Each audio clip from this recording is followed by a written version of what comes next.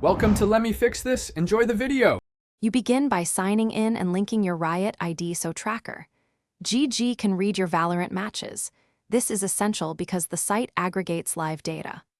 Once signed in, go to Settings and add your Riot ID exactly as displayed in-game, including capitalization, and enable public profile or match sharing so matches import.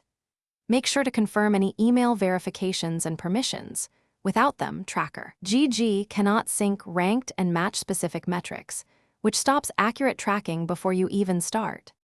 Once your account is linked, configure filters to focus on the agents, acts, and regions that matter to you, because targeted filters make trends obvious. Then open Match History and dive into round-by-round stats to understand economy swings, weapon performance, and clutch tendencies. This helps you spot strengths and weaknesses. Finally, enable the live overlay and clip/notification settings so key plays and highlights are captured automatically. This saves time and helps you review critical moments without manual scrubbing.